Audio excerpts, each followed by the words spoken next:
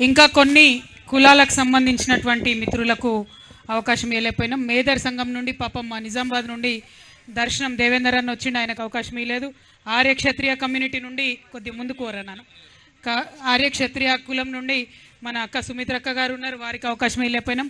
లక్కమారి కాపు నుండి సోదరి స్వప్న గారు ఉన్నారు, వారికి అవకాశం లేకపోయినా ఇంకా చాలా చాలా కమ్యూనిటీస్ నుండి వచ్చిండ్రు. వచ్చి పాపం కొంత ఒత్తిడికి తొక్కిడికి తట్టుకోలేక కొంతమంది వెళ్ళిపోయిన వారు కూడా ఉన్నారు.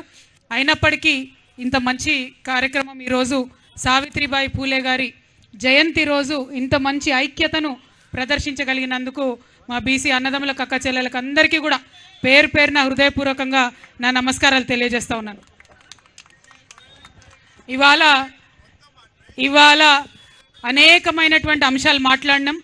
దాదాపు ఒక 50-60 అంశాలను వివిధ ప్రతినిధులందరూ కూడా మాట్లాడి వారి వారి కుల వృత్తులకు సంబంధించినటువంటి అంశాలు, ఓవరాల్గా బీసీ కమ్యూనిటీకి సంబంధించినటువంటి అంశాలు అన్నీ కూడా మరి మాట్లాడడం జరిగింది. ఒక్కొక్కటి ఇవన్నీ కూడా సాధించుకోవాల్సినటువంటి అవసరం ఉన్నది. అయితే ఇవాళ ఇక్కడ సావిత్రిబాయి పూలే జయంతి రోజు బీసీ మహాసభ జరగడం అన్నది ఒక చారిత్రాత్మక అంశం. ఇవాళ మనము చాలా గర్వపడాలి. చరిత్రలో ఒక మైలురాయిని మనం ఇక్కడ వేసినామన్నటువంటి విషయం మనందరం కూడా గుర్తించాలి. ఇన్ని కులాలు ఒక దగ్గరికి రావడం, ఇంతమంది తమరి ప్రాబ్లమ్స్ చెప్పుకోవడం అన్నది మామూలు విషయం కాదు. మన అంతిమ లక్ష్యం బీసీలకు రాజ్యాంగ రక్షణ రావడం అన్నదే అంతిమ లక్ష్యం.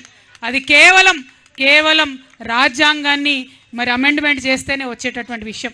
సో ఆ కాన్స్టిట్యూషనల్ అమెండ్మెంట్ కోసం దూరంగా ఉండేటటువంటి గోలు, కానీ దానికోసం ప్రయత్నం చేయాలి. అది చేస్తూనే మనకు తక్షణ అవసరంగా ఇప్పుడు మన ముందున్నటువంటి ప్రతి సమస్య మీద కూడా మనం మాట్లాడాలి. అది ఏదన్నా కావచ్చు, విద్యార్థులకు సంబంధించి ఫీ రియంబర్స్మెంట్ కావచ్చు, కళ్యాణ లక్ష్మికి సంబంధించి అంశం కావచ్చు, గొర్రెల పంపకం ఆపిన సంగతి కావచ్చు, నాణ్యత లేని చేప పిల్లలు వేసినది కావచ్చు, నూలు సబ్సిడీ ఇవ్వకపోవడం కావచ్చు, ఎంబీసీలకు సంబంధించి మాట్లాడకపోవడం కావచ్చు, సంచార జాతులకు సంబంధించి సర్టిఫికెట్లు ఇవ్వకపోవడం కావచ్చు. ఒకటి కాదు, రెండు కాదు, అనేకమైన అంశాలు ఉన్నాయి. ఇవన్నీ కూడా మరి మాట ఇచ్చిండ్రు. బీసీ డి నుండి ఏలో ముదిరాజులను మారుస్తామని ఇదే ముఖ్యమంత్రి గారు మాట ఇచ్చిండ్రు. ఆ మాట మర్చిపోయినరు. ఇవాళ మా విశ్వకర్మ తమ్ములు ఉన్నారు, అనేకమైన కష్టాలలో వాళ్ళు ఉన్నారు. కానీ వారి గురించి కనీసం ఆలోచన చేసి ఒక రివ్యూ చేసి ముఖ్యమంత్రి గారు మానవతా దృక్పథంతో కూడా వ్యవహారం చేయనటువంటి పరిస్థితి ఉన్నది. ఇట్లా బీసీలలో ఉన్నటువంటి 130 కులాలలో ఒక్కొక్కరికి ఒక్కొక్క సమస్య ఉన్నది. ఆనాడు మరి తెలంగాణ రాష్ట్రం తెచ్చుకున్నాక ఇది సబ్బండ వర్ణాల రాష్ట్రం అని చెప్పి చాలా ఓపికతోని మనం ఎంతోమందికి ఎన్నో పనులు చేసుకున్నాం. కానీ ఇప్పుడున్నటువంటి ప్రభుత్వం ఆ పనులేవి చేయకపోగా వారిని మరి విస్మరిస్తున్నటువంటి పరిస్థితి. మా రజక సోదరులు కావచ్చు, అనేక మంది ఉన్నారు, వారందరి గురించి కూడా మాట్లాడతలేనటువంటి ప్రభుత్వం ఇది. మా గొల్ల కుర్మలు ఉన్నారు, మాట్లాడతలేనటువంటి వ్యవహారం నడుస్తున్నది. మా నాయి బ్రాహ్మణులు ఉంటే వారికి ఇప్పటికీ కరెంటు ఉచితంగా ఇవ్వనటువంటి పరిస్థితి. అంటే మీరు కొత్త స్కీములు పెట్టకపోండి, కానీ మీరు పాత స్కీమ్లను కూడా కొనసాగించకపోవడం అన్నది చాలా దారుణమైన విషయం. మరి మా వడ్డెర సోదరులు ఉన్నారు, వాళ్ళు ఒక్కసారి గన్ను పట్టుకొని, గన్ను అంటే సుత్తె పట్టుకొని బండను వలగొట్టే చేతులు వాళ్ళవి. మరి వాళ్ళు ఇలా మన ఉద్యమంలో కలిసి వచ్చిరంటే ఖచ్చితంగా 42% వచ్చేసినట్టే అని చెప్పి నేను అనుకుంటున్నా. ఈ 42% దానికోసమే కాదు, లెక్కలు సరిగ్గా తీయాలే. ఇవాళ ప్రభుత్వాన్ని మళ్ళీ డిమాండ్ చేస్తున్నాం. నా పక్కన కూర్చున్న మా వరలక్ష్మకి ఇంటికి రాలేదట, మా ఒడ్డర మారన్ ఇంటికి రాలేదట, అగో మా బబితమ్మ ఇంటికి రాలేదట, ఇగో మరి ఎవరింటికి రాలేదంటుండ్రు. ఎవరిని లెక్క పెట్టినరో ఏందో ఈ ప్రభుత్వానికే తెలవాలి. మాయదారి మాటలతోని, మోసపూరితమైనటువంటి పనులతోని ప్రజల్ని దయచేసి మభ్యపెట్టకండి. మీరు సంపూర్ణంగా కులగణన చేయండి, బీసీలకు న్యాయం చేయండి, ఎస్సీ ఎస్టీలకు ఉన్నటువంటి హక్కుల్ని కాపాడండి, మైనార్టీకి ఉన్నటువంటి హక్కుల్ని కాపాడండి, ఆదివాసీల హక్కులు కాపాడండి.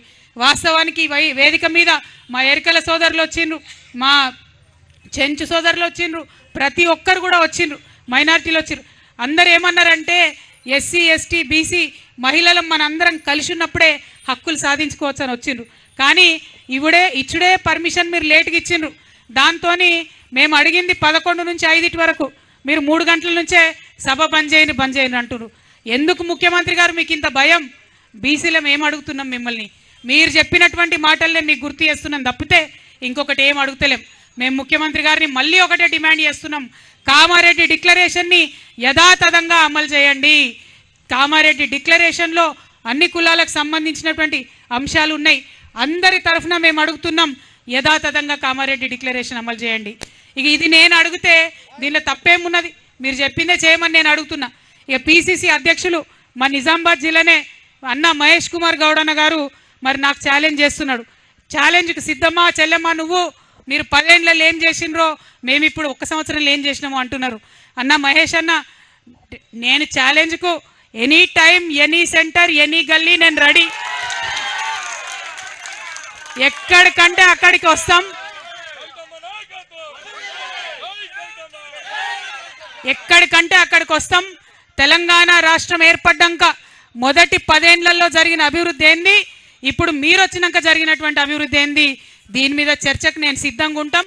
కాకపోతే మీ కాంగ్రెస్ మోసాల చిట్టా అంతా కూడా నేను చెప్పిన ఇప్పటిదాకా ఒక్కసారి తిరిగి చూసుకోండి. ఎదురుంగోని మీద రాయేసే ముందు అద్దంలో మన ముఖం మనం చూసుకుంటే బాగుంటుంది. ఆ విషయాన్ని కాంగ్రెస్ నాయకులు గుర్తుపెట్టుకోవాలని చెప్పి మేము చెప్తూ, ఇప్పుడు ఈ మహాసభ వేదిక నుండి మేము అనేక తీర్మానాలు అనుకున్నాం. ఆ తీర్మానాలలో మొట్టమొదటి తీర్మానం, ఇవాళ సావిత్రిబాయి పూలే గారి జయంతి కాబట్టి మరి అసెంబ్లీలో మహాత్మా జ్యోతిబా పూలే గారి విగ్రహాన్ని పెట్టాలనేటటువంటిది మొదటి తీర్మానంగా మేము ఇవాళ డిమాండ్ చేస్తూ ఉన్నాం. రెండవది, కేంద్ర ప్రభుత్వానికి డిమాండ్ ఏంటంటే ఇప్పుడు చేసేటటువంటి జనగణనలో ఖచ్చితంగా కులగణన చేయాలని కేంద్ర ప్రభుత్వాన్ని డిమాండ్ చేస్తూ రెండవ తీర్మానం పెడతా ఉన్నాం. మరి మూడవ తీర్మానం, రాష్ట్ర ప్రభుత్వాన్ని డిమాండ్ చేస్తూ ఉన్నాం, మీరు చెప్పినట్టుగా మినిమం 42% మీరు రిజర్వేషన్ ఇచ్చిన తర్వాతనే బీసీలకు స్థానిక సంస్థల ఎన్నికలకు పోవాలి తప్పితే అది లేకుండా పోకూడదు అనేటటువంటిది మూడవ తీర్మానంగా పెడతా ఉన్నాం. ఇంకా అనేక అంశాలు ఉన్నాయి. నాలుగో తీర్మానంగా అన్నిటి సమాహారంగా కామారెడ్డి డిక్లరేషన్ని యథాతథంగా అమలు చేయాలనేటటువంటిది నాలుగో తీర్మానంగా ప్రవేశపెడుతూ, మరి ఇంత పెద్ద ఎత్తున తరలి వచ్చినటువంటి మా అక్క చెల్లెళ్లకు, అన్నదమ్ములకు, అన్ని జిల్లాల నుండి తరలి వచ్చినటువంటి మా బీసీ కుల బాంధవులందరికీ హృదయపూర్వకంగా నమస్కారాలు. ఎంతోమంది టీచర్లు వచ్చిండ్రు, క్షమించాలి, బీసీ టీచర్లను మేము మాట్లాడించలేకపోయినాం. న్యాయవాదులు వచ్చిండ్రు, ప్రొఫెసర్లు వచ్చిర్రు, మాట్లాడించలేకపోయినాం. కానీ ఎక్కడున్నా, మాట్లాడినా మాట్లాడకున్నా ఎవరమైనా పిడికిలెత్తి కోరేది ఒకటే, జై బీసీ, జై బీసీ, జై పూలే, జై భీమ్, జై తెలంగాణ. బీసీల ఐక్యత, బీసీల ఐక్యత, జై తెలంగాణ.